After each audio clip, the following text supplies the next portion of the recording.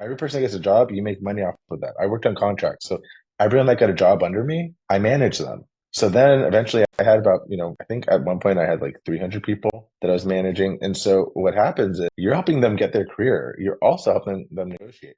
Welcome to Career Coaching Secrets, the podcast where we talk with successful career coaches on how they built their success and the hard lessons they learned along the way.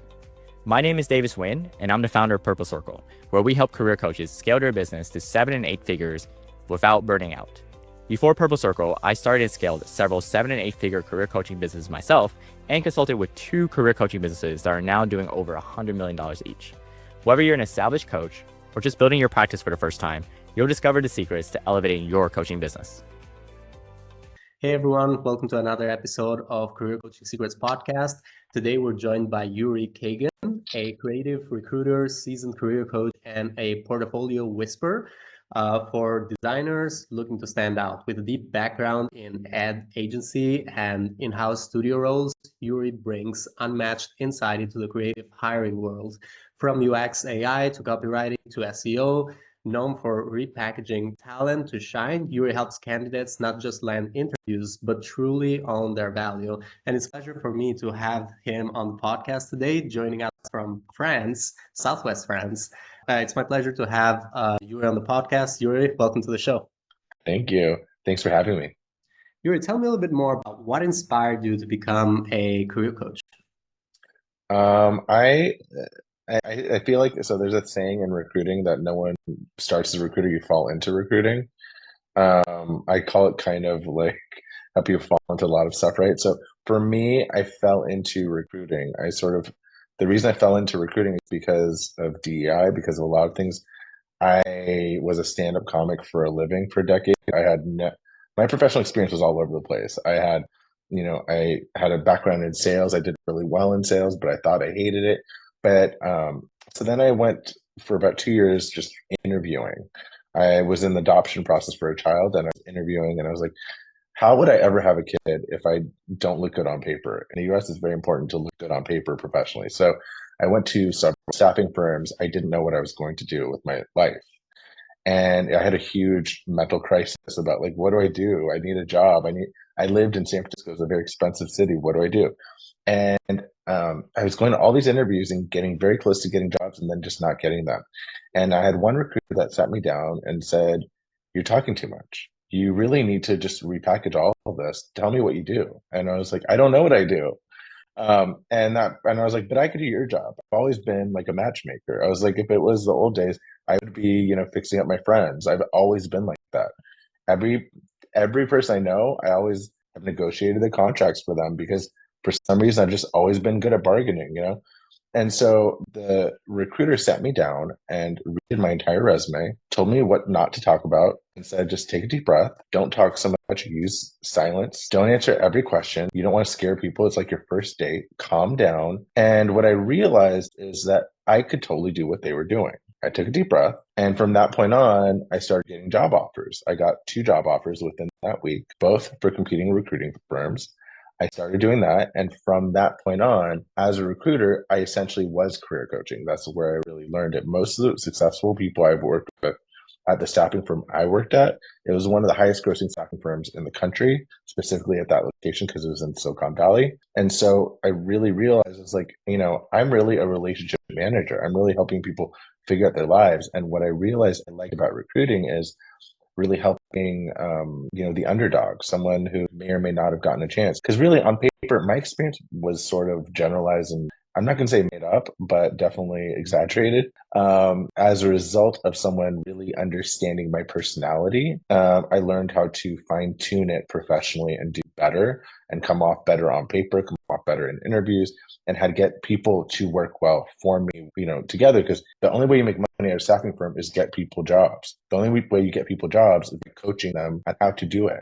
And so that really is how I started in career coaching. Wow. Well, yeah, it definitely gives you kind of like a segue when you're in recruiting. It seems like the next step is to be a coach and helping people get a job because you absolutely get to see the most common mistakes people are making in these interviews, right? And it's interesting that you had a recruiter point out those mistakes for you and then you kind of like did what he was doing with other Yeah. people, kind of like you literally did what he was doing. Well, there's that, and also giving it forward. So even as a recruiter, I always, so at a staffing firm, you make money off of everyone getting jobs. Every person that gets a job, you make money off of that. I worked on contracts, so everyone that got a job under me, I manage them. So then eventually I had about, I think at one point I had like 300 people that I was managing. And so what happens is you're helping them get their career. You're also helping them negotiate. People that don't know their value, some people are thinking they need $4 an hour or $10 an hour, and you can get them 150 an hour. And they just don't know what their value is because they don't understand it, because they're talking to people that don't know what they do. I worked in a very specified focus of creative, which now I've worked with kind of everything, but I have a lot of experience with, helping people package their portfolios, what an employer is looking for, not necessarily the hiring manager. People think of the wrong person when they think of how they do the resume and how they prepare for interviews. They prepare for the top person, which is a mistake. I always think of like, how do you get to that place?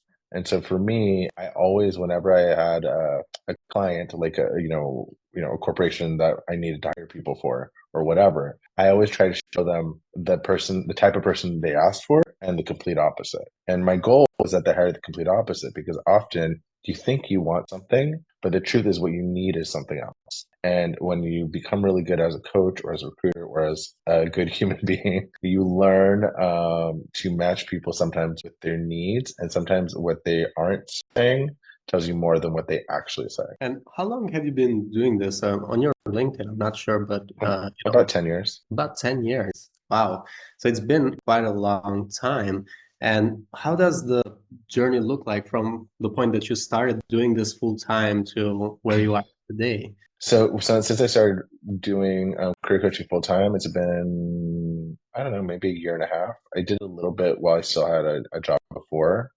I've been probably career coaching maybe 2, 3 years, officially a year and a half ish. The transition, um, honestly, was a breath of fresh air.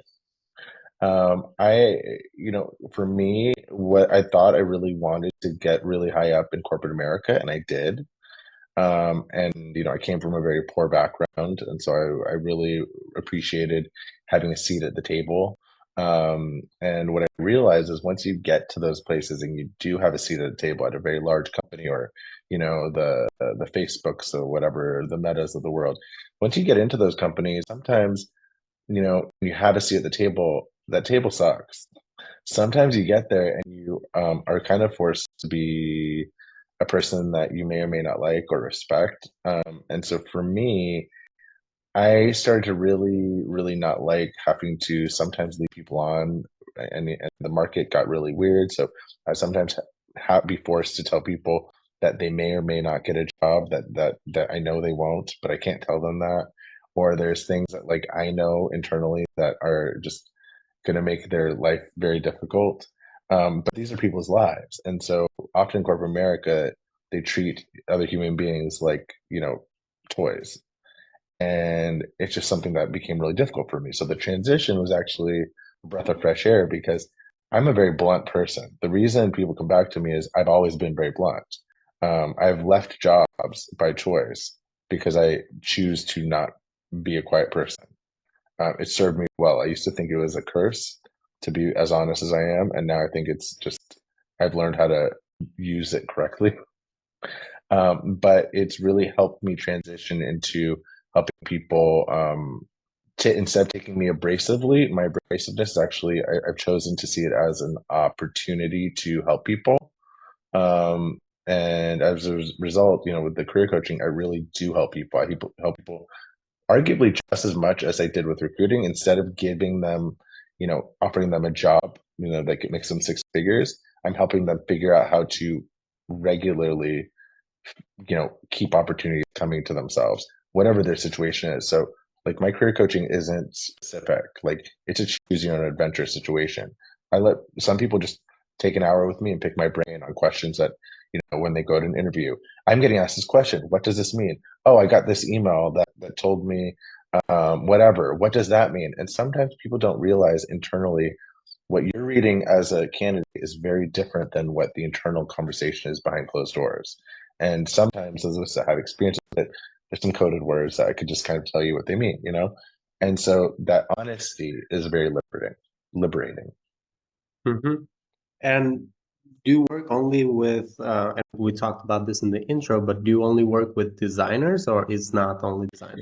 So I work with a little bit of everything. So at my last couple roles, I was a SME, which is basically a specialist for creative, specifically, most recently, UX design at Oracle. I was a specialist for what subject matter expert in UX. I hired all their UX teams. Same thing with Wells Fargo, UX design, design innovation, high level design, low level design, anything in between. I also have done a lot of portfolio reviews and consulting gigs at various design colleges like CCA, Miami Ad School. But I also hired a lot of other types of consultants. So business consultants, product managers, program managers, marketing. I've worked with a little bit of everything. A lot of my clients I coach, some of them are high level consultants, some of them are, business coaches, agile coaches.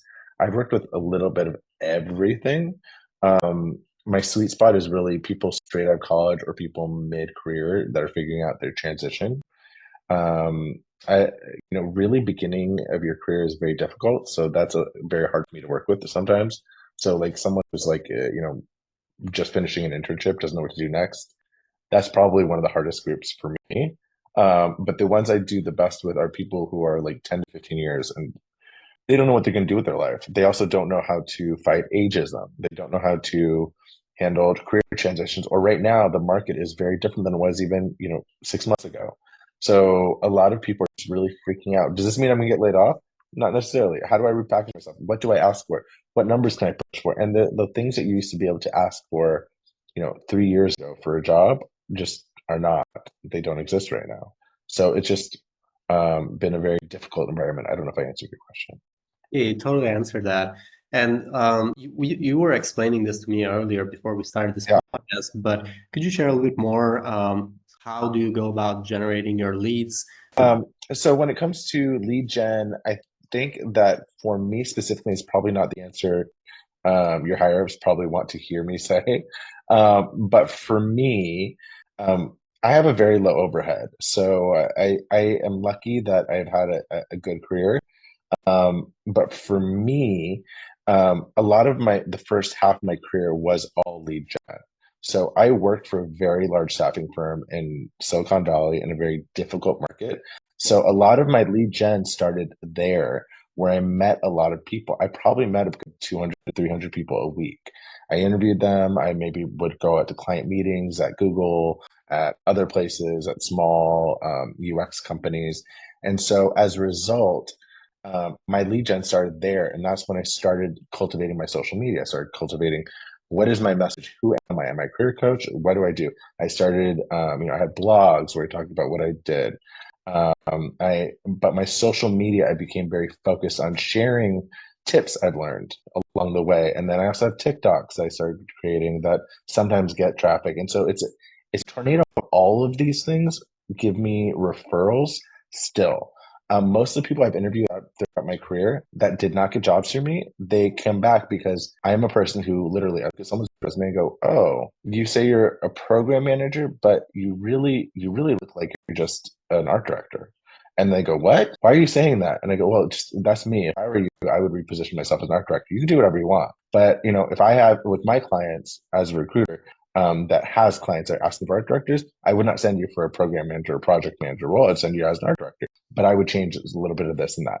Sometimes people take that advice and they come back 6 months later and all of a sudden they're like, you know what? I didn't get a job with you, but now I'm making six figures and before I was making 25,000 a year, whatever. And so those people repeatedly have come back to me over the years and they started referring to me, people to me as a recruiter, just send resume. Hey, do you have any suggestions on my resume? And they're asking me career coaching questions. And so what's happened is about a year or two before I quit my corporate job, I was just getting inundated with people asking me questions all the time. Resumes, people I didn't know, cousins, friends of friends. It would just became this like a good thing, but I was so overwhelmed with people reaching out to me. I was doing all this for free. And then it just dawned on me that I could just start charging people. And once I started saying rates, people started dripping off.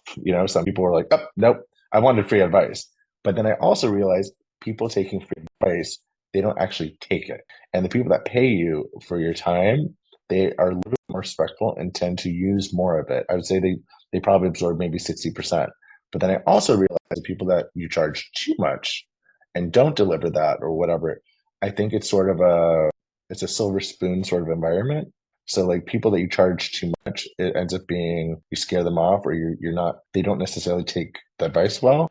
So for me, I looked at what other people charged, and I found just a number that worked for me, which I don't know if I'm supposed to share it. I could share it or whatever. I charge 100 to 200 an hour, depending on the client. And I explain to them what I do. And so I'm very direct at I do repackaging. I'm not here to tell you what you want to hear. I'm not here to be your best friend, but I also am not here to hurt your feelings. You don't have to take my advice. And it's really however you want the session to go. If you want me to go through your resume, I'll give you ideas of how to redo your resume. I'm not a resume writer. I'm not going to write it for you. So but I will tell them, oh, your LinkedIn, the narrative for your LinkedIn does not sell you as this, it sells you as that.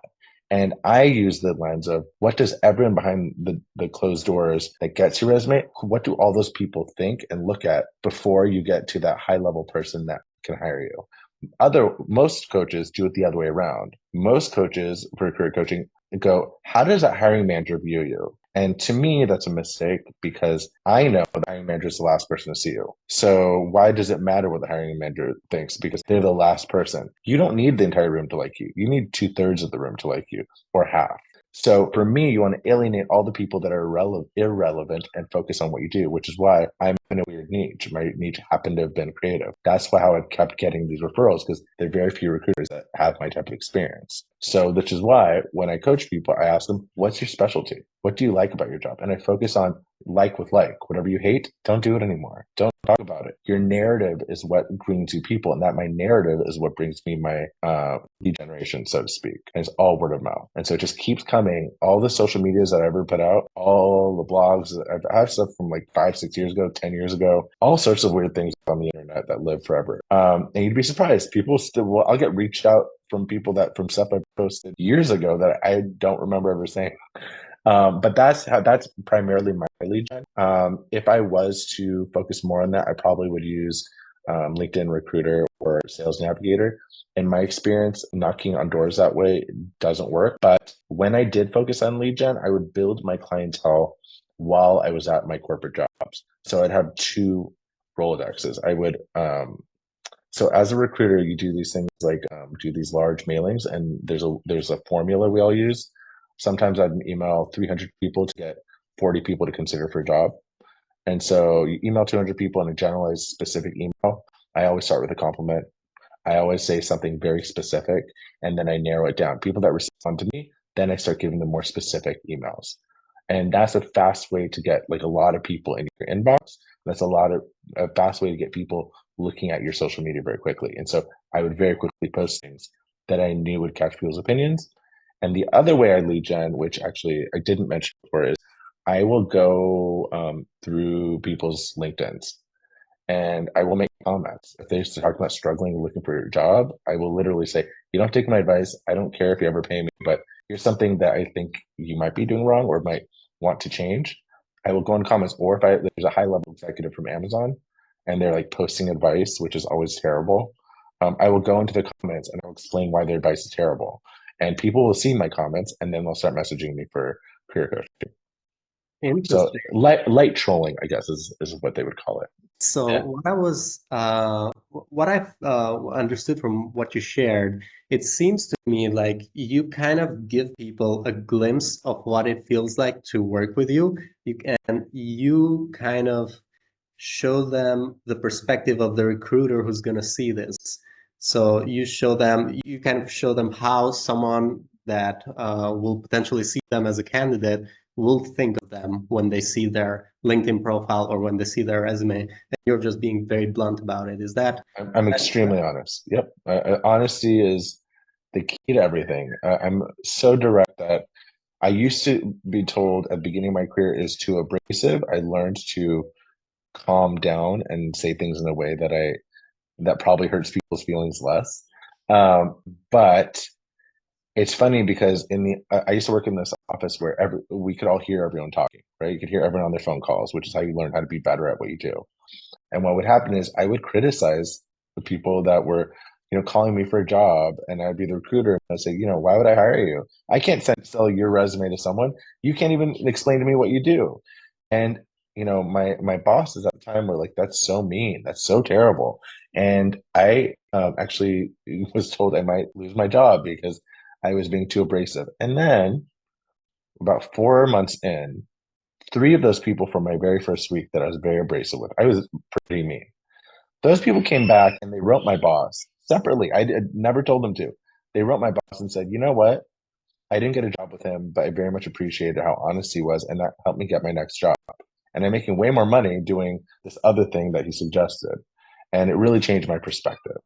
So what I learned is being honest and direct is sometimes really important, but you also have to learn how to um, sometimes in conversations for jobs, for anything, we have a lot of extra information because we've all had a lot of things in life. And sometimes we need to focus on what is the conversation in front of us and give information the way you'd give ingredients to food, right?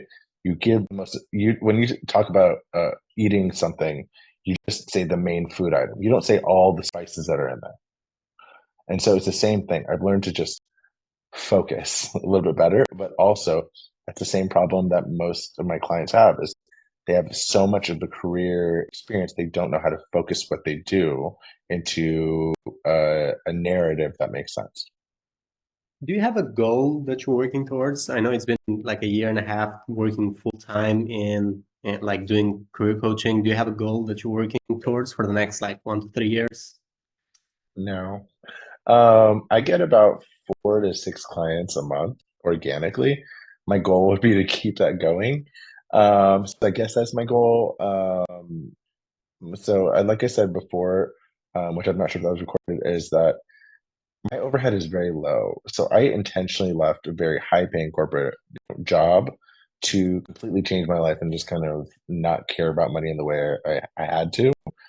So I'm in a lucky experience where my overhead is very, very low by choice. And so that's my choice. And if I, let's say, like I lived in a very expensive part of the US, now I don't. And so for me, that is a choice that and not everyone has that luxury.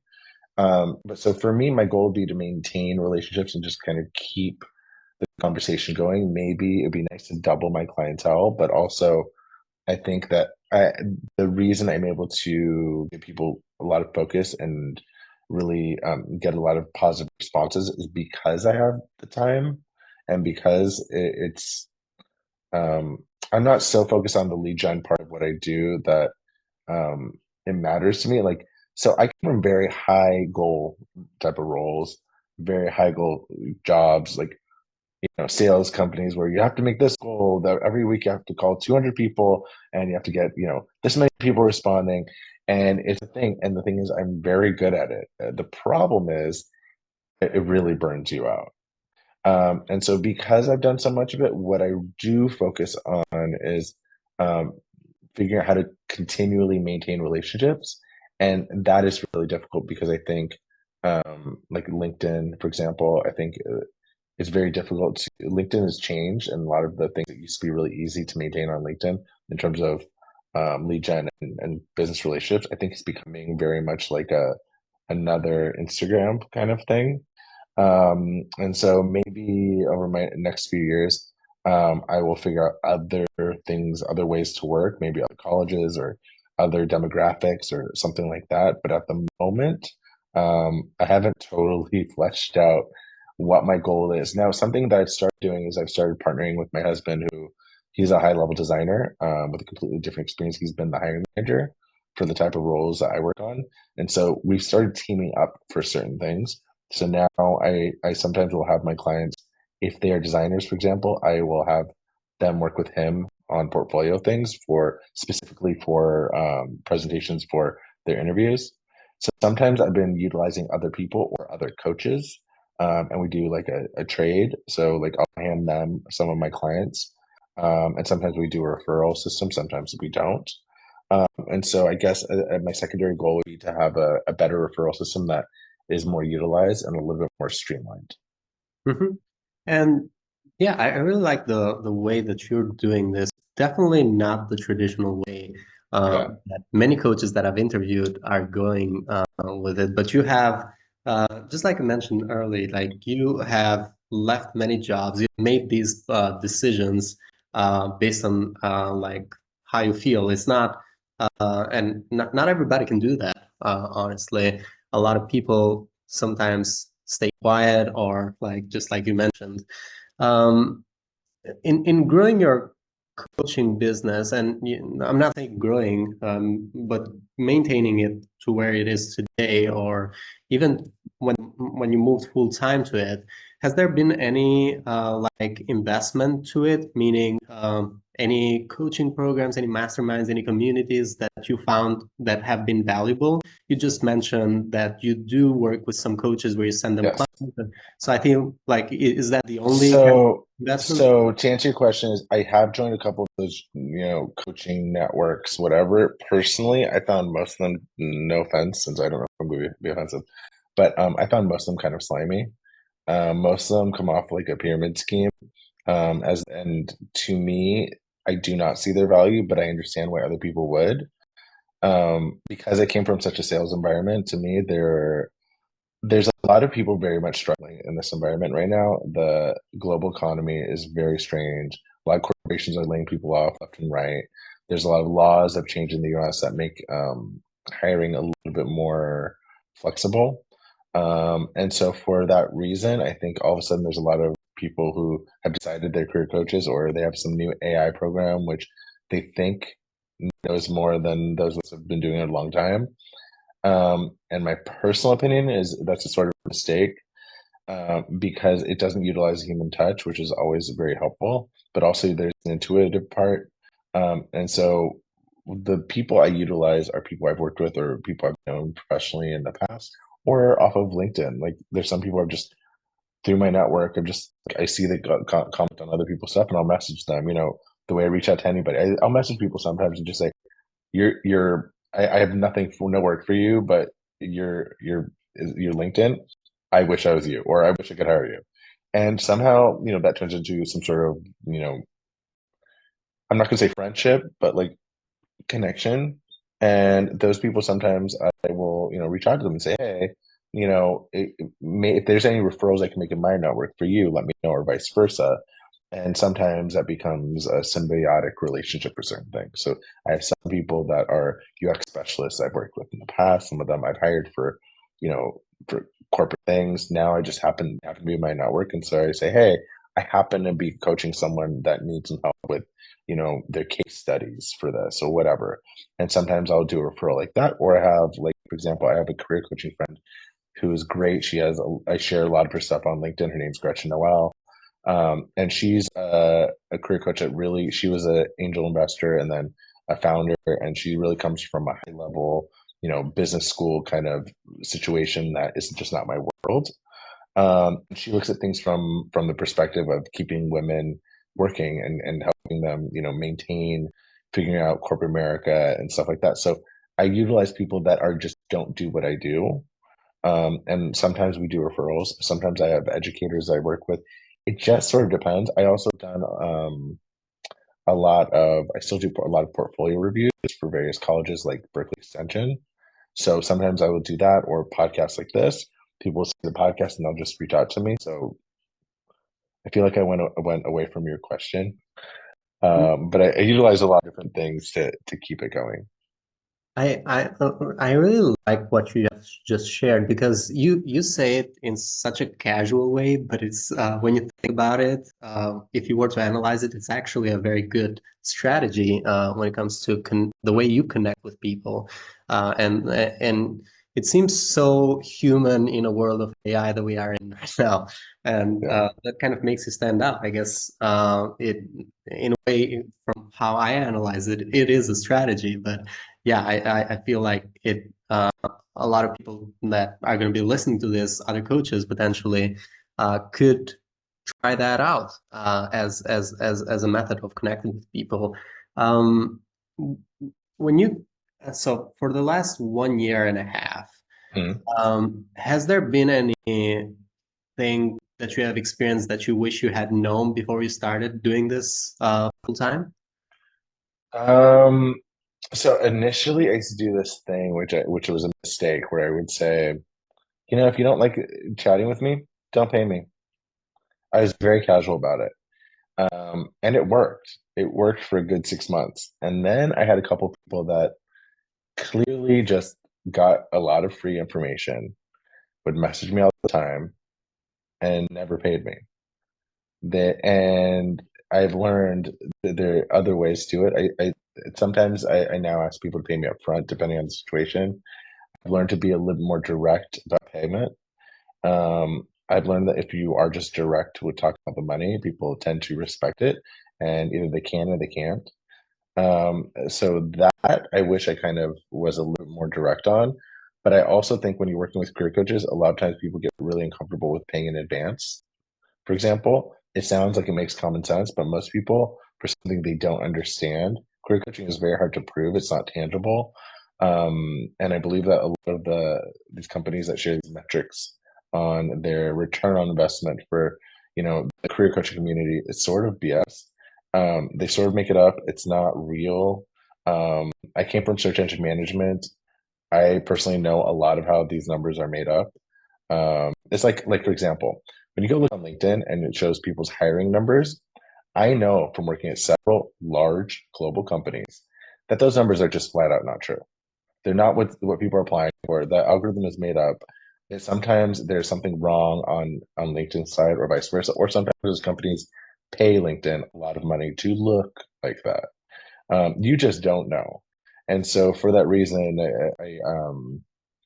I've just learned to, when you feel skeptical about a client potentially, lead with your skepticism. I don't have to work with everyone. I can say no to certain people, and I have. But also just be very direct on the money. Offer people packages.